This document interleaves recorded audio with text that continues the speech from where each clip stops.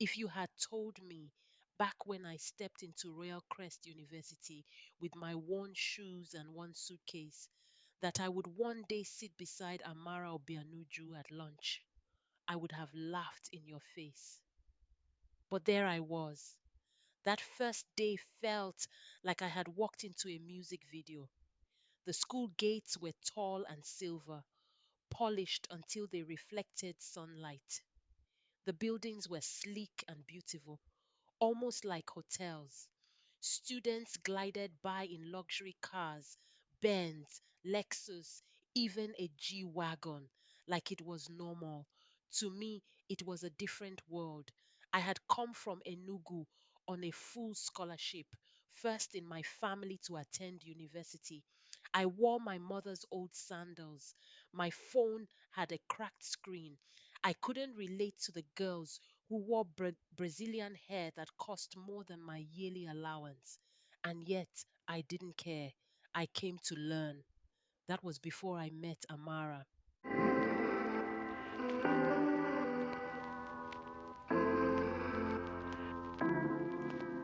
The first time I saw her, she was sitting in the middle of the cafeteria, surrounded by her clique, all designer bags, long nails, flawless makeup, and loud laughter. She didn't need to announce her presence. The room adjusted itself around her. People slowed their steps. Boys stole glances. Even the staff smiled differently when she passed. Someone whispered beside me, "That's Amara, queen of the campus." She turned slightly. Our eyes met for half a second. I looked away immediately. Later that week, I was sitting under a tree near the engineering block, eating groundnuts and reading a handout. A black GLE coupe drove up and parked in front of me. I froze. Amara stepped out. "I've been watching you," she said casually, like she was talking about a movie. "Me?" I blinked, confused. "Yes, you. What's your name?" "Adaora." She smiled, and it was a terrifyingly beautiful smile. "I like you, Adaora. Come sit with us at lunch tomorrow. Wear something nicer." Then she got back in and drove off. The next day, I found a parcel on my hostel bed, a dress, heels, and a note. "Wear this. Don't be late. A." I stared at it like it might explode. Still, I wore it, and just like that, I became the project of Amara's circle. They styled me, painted my nails, taught me to walk like them, talk like them. I didn't fit, not really, but they seemed amused by me, especially Amara. I didn't know yet that I was a toy in her glass house, but I would learn. I quickly realized that Amara wasn't just a name, she was an event. Wherever she went, stories followed, sometimes rumors, sometimes facts, always fascinating. But there was one girl who walked behind her like a shadow, and Nkechi. She was everything Amara wasn't: quiet, careful, modest. She didn't wear designer shoes or layers of lip gloss. She often held a book in her hand, wore her natural hair in a neat bun, and smiled at people even when they ignored her. But she never missed a call from Amara. That week, I watched as a tall, confident guy, Ekena, son of a real estate tycoon, followed Amara around like a puppy. He brought her flowers, bought her food, and even sponsored a campus party in her honor. So I was confused when Amara said to him, "If you want to date me, you'll have to go on 3 dates with Nkechi first." I blinked. "What?" To my shock, Ekena agreed. That night I whispered to Nkechi during dinner, "Why would you let her do that?" She lowered her eyes.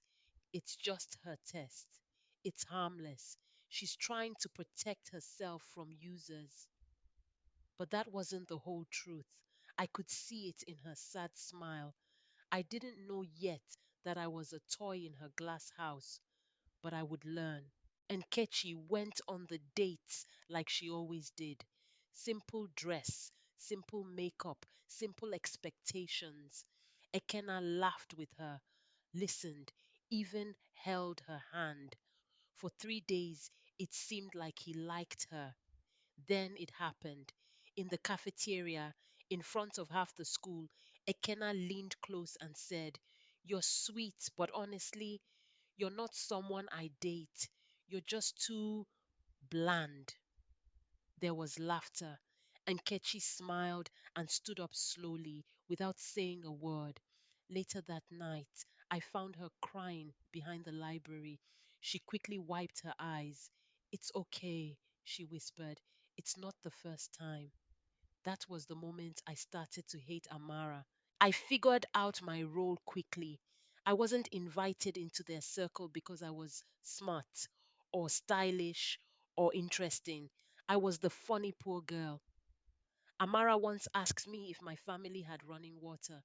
Her friend Uju laughed and said, "Adaora talks like she learned English from textbooks only."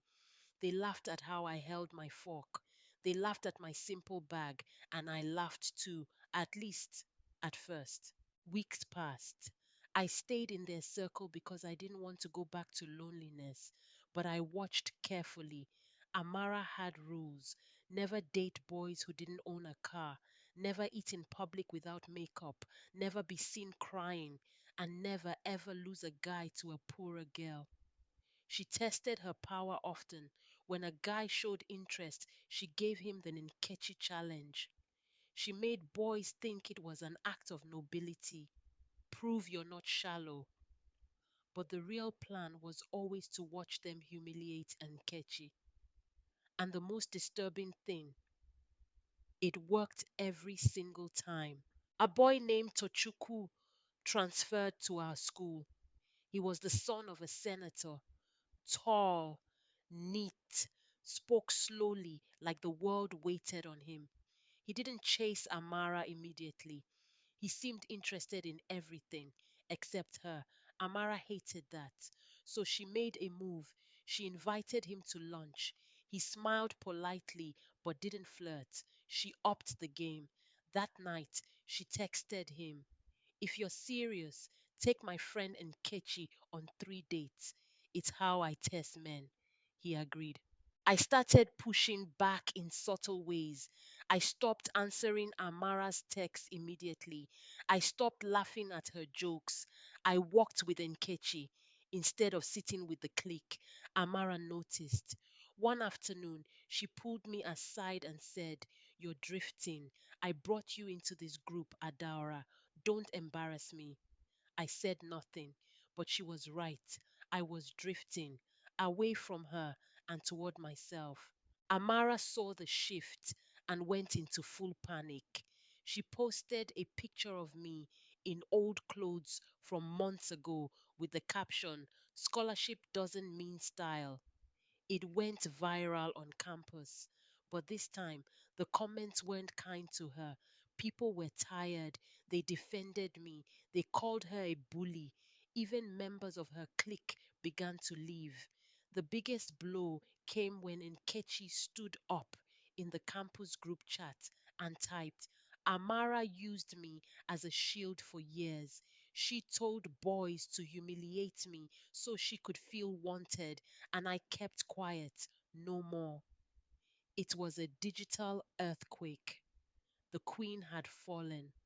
Amara stopped coming to class. Her silence was louder than her reign. Tochukwu started texting me. He said he wanted to talk, that he regretted what happened, that he liked my realness. I ignored him for weeks. Then I agreed to one coffee. We talked, really talked, and I told him, "If you want to chase girls to impress Amara, keep walking. I don't care about your status." He paused. "I'm not like her," I said, "and I never want to be." Nkechi and I sat on a bench, eating suya in peace. She smiled at me, a real smile. "You were the first person who saw me and didn't walk past." I grinned. You were the first person who didn't laugh when I ate beans with a spoon. We laughed together. No heels, no glitter, no games, just truth and freedom.